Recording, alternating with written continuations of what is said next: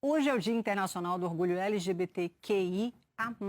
Uma data que precisa ser lembrada, que é muito importante para reafirmar aí os direitos dessa comunidade, né? Reafirmar esses direitos significa, gente, representatividade, um jeito de se enxergar diante da sociedade. A gente separou aqui uma explicação sobre essa sigla, né? Porque tem muita gente que não sabe direito o que significa LGBTQIA+. Então a gente vai explicar aqui. A letra L significa lésbicas. São as mulheres que sentem atração por outras mulheres. G é de gays. Homens que sentem atração por outros homens. B são os bissexuais. Homens e mulheres que sentem atração tanto por homens como por mulheres. T são os transexuais. E transexualidade não se relaciona com a orientação sexual, e sim com a identidade de gênero. São as pessoas que não se identificam com o gênero atribuído ali no nascimento. As travestis também são incluídas, então, nesse grupo. O que se refere a queer? São aquelas que transitam entre as noções de gênero, como é o caso das drag queens. A teoria queer defende que a orientação sexual é resultado de uma construção social. O I é de intersexo, a pessoa que está entre o feminino e o masculino. O A é de assexual, as pessoas que não sentem atração sexual por outras pessoas. E o mais é de outros grupos, né, de variações de sexualidade e de gênero. Pois bem, por isso essa sigla assim, tá, gente? É para a gente incluir todo mundo. No metrô, a partir de hoje, as unidades móveis vão prestar serviços à população LGBTQIA+. O pessoal vai explicar que serviços que são oferecidos nos centros de acolhida. E aí dá para fazer também desde denúncias contra a homofobia, vou lembrar, é crime semelhante ao racismo, tá? Até participar de programas que ajudam a conseguir um emprego. Hoje a unidade móvel vai estar na estação São Paulo Morumbi, da linha 4 amarela do metrô, e na estação Armênia, da linha 1 azul. Depois ela segue para outras estações, tanto da linha 4 quanto da linha 5. No centro da capital, aí tem um mural que celebra a diversidade, e ele foi inaugurado. A gente vai para lá falar com o Rômulo Dávila, que mostra para a gente, então, esse mural e vai falar, claro, das celebrações, que são muito importantes, né? A gente não pode esquecer que o preconceito existe e que é preciso que todo mundo se empodere para enfrentar isso e dizer não, nada de preconceito, olha aí, orgulho, resiste, resistência. Rômulo, bom dia, bem-vindo. Esse painel exemplifica muito bem, né, Michele, porque é um dia de orgulho e é um dia de luta. A gente tem que falar sobre esse assunto. Antes de mais nada, bom dia para você, bom dia a todos que estão nos acompanhando aqui no Bom Dia São Paulo. Já começo então pedindo para o Luiz Castiglione mostrar para a gente este painel que está passando por vários pontos aqui da cidade e que hoje está frente ao Teatro Municipal, na região central da capital paulista. Esse painel foi feito com 3.000 latas de alumínio. É de uma artista plástica que é trans, inclusive, a Rosália Surrell. Ele tem essas cores do arco-íris, que inclusive está na bandeira que representa essa comunidade. Agora eu vou pedir para o pessoal colocar aí na tela para vocês alguns números, porque a gente tem uma pesquisa, o resultado de uma pesquisa da rede Nossa SP, que ouviu 10.000 moradores com mais de 16 anos, aqui de São Paulo, e eles responderam algumas perguntas. Agora preste atenção nesses números, são números bem atuais. 59% dos entrevistados disseram que já sofreram ou que já presenciaram preconceito por conta da orientação sexual ou por conta da identidade de gênero.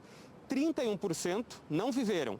52% dizem que o poder público pouco faz para tentar combater esse tipo de violência. Como a gente falou, é um mês de orgulho, é um mês de luta. A gente está no mês de junho, que é o mês internacionalmente conhecido como Orgulho LGBTQIA+, e a gente tem situações que acontecem dentro deste mês pelo Brasil afora. A gente tem, por exemplo, o caso que aconteceu no início do mês de uma mulher trans que teve quase metade do corpo queimado por um jovem, por um adolescente, sem motivo aparente nenhum. Ela estava na rua e ela teve o corpo queimado. Isso foi no Recife. A polícia investiga se teve alguma causa transfóbica. A gente tem o caso de um jovem de 22 anos em Florianópolis. Ele foi estuprado por 3 homens, ele foi violentado, ele foi espancado e ele ainda teve no corpo palavras homofóbicas tatuadas por esses criminosos. Ele sobreviveu.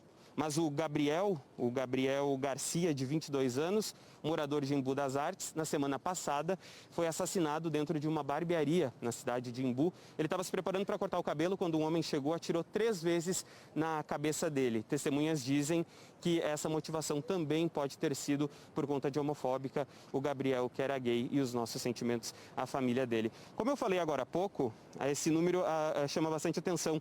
31% dos entrevistados disseram que nunca sofreram nenhum tipo de violência ou nenhum tipo de agressão por conta da sua orientação sexual. Tem muita gente que acha que nunca sofreu, mas na verdade sofreu. Teve um dia que eu estava conversando com um amigo e ele me disse, não, eu nunca sofri nenhum tipo de agressão, nunca ninguém me falou nada, nunca ninguém me desrespeitou. E aí eu perguntei para ele quantas vezes ele tinha deixado de pegar na mão do namorado dele em público por conta de medo de apanhar na rua. Ou quantas vezes ele deixou de trocar carinho, ou quantos amigos ele perdeu por não falar desse assunto, quantas vezes ele se distanciou de algum familiar por não falar desse assunto. E ele falou várias vezes, eu nunca peguei na mão do meu namorado em público. Então, indiretamente, ele sofre sim esse tipo de preconceito. É triste, é lamentável. Pessoas LGBTs, desde pequenas, elas têm a vida ceifada, elas deixam de viver como elas são, elas deixam de se candidatar a trabalhos por conta de como elas são. Então, elas deixam de ser quem elas são e às vezes vivem uma vida inteira sendo outra pessoa por medo de violência, por medo de preconceito. Quem não é LGBT pode não estar entendendo muito isso, quem é sabe muito bem do que eu estou falando. A Carol Iannelli, nossa colega, foi até uma casa que abriga mulheres trans aqui em São Paulo e é isso que a gente vai ver agora na reportagem. Essa é a Alexia. Sempre foi assim. Mas por muito tempo Alexia achou que não podia mostrar exatamente quem ela era. Eu vim para São Paulo, assim, no susto, eu fiquei muito assustada porque era uma cidade, um céu, parece que o céu é gigante, que o interior é tão pequeno que parece que o céu fica na sua cara, assim. E aquele céu imenso, aquela cidade, aquele monte de carro que ele não sabia nem por onde começar. Quando uma pessoa ela se percebe uma pessoa trans, ela tem a primeira negação, a negação à vida, a negação do afeto familiar. Muitas dessas meninas são expulsas de casa muito cedo. E quando elas vão para a escola, de certa forma, o sistema educacional, ele não consegue entender o que é uma pessoa trans. Então, as violências, elas permeiam a narrativa dessa pessoa perante uma construção social do que é ser homem e do que é ser mulher. Tem até uma que morava aqui, a Deusa, falava para mim, estuda, trabalha, você canta muito bem, você vai realizar seus sonhos, viajar o mundo. Não faça o que eu fiz.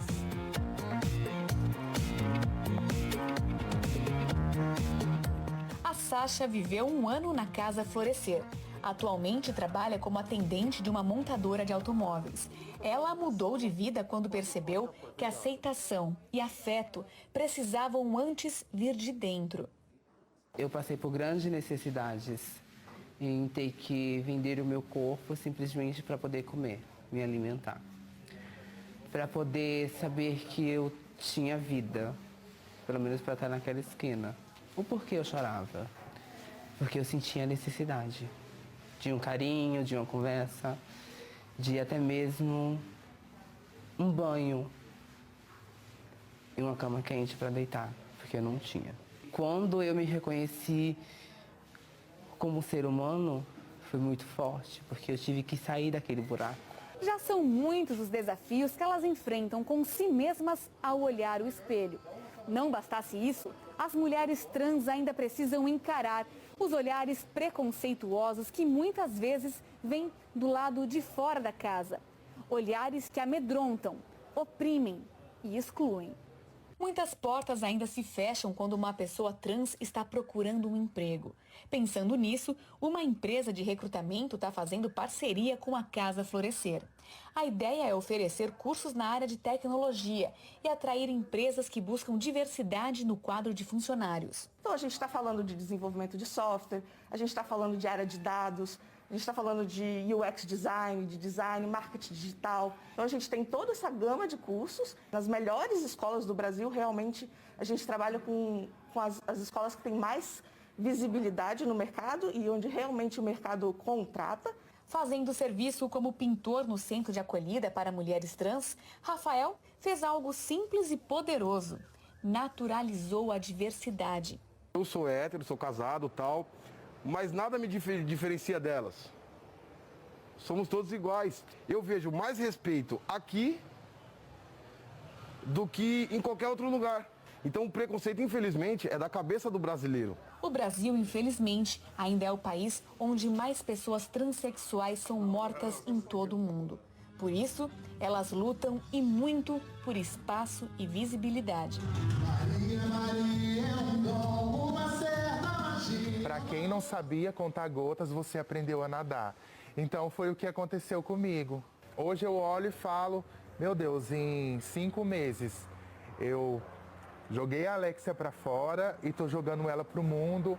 Eu tenho a oportunidade de contar a minha história para várias pessoas, como estou contando para você e para vocês. E hoje eu estou aqui mostrando para a sociedade que eu sou um ser humano, que eu posso trabalhar, que eu posso ser um atendente, que eu posso ser uma faxineira, que eu posso ser o que eu quiser. E que eu tenho meu lugar de fala. Simplesmente a gente só quer o respeito, a gente quer o amor. Eu quero que o país seja dessa forma. Que as pessoas parem de se agredir, porque a gente luta pelo mesmo direito. Então, a partir do momento que ela passa a me agredir, ela está agredindo a imagem dela também.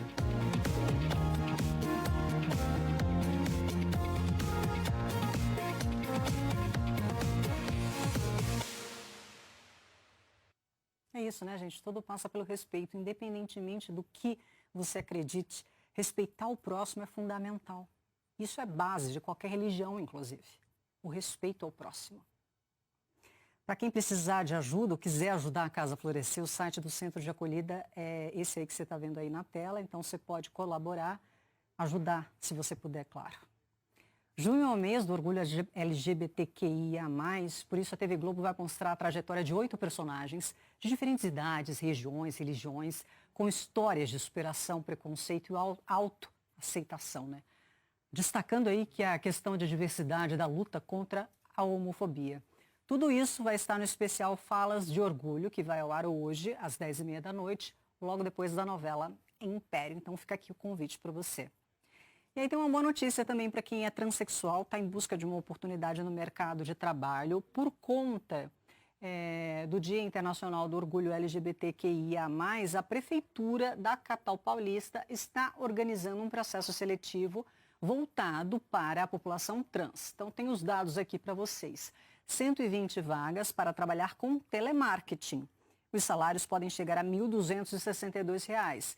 E é exclusivo para homens e mulheres trans e travestis. Quem quiser participar, então, do processo seletivo, entra nesse site que está aparecendo aí na sua tela. Meio complicado de falar, mas você dá um print, tira uma foto aí, você entra lá e faz a inscrição. É www.bit.ly/vagas no CAT, tudo junto.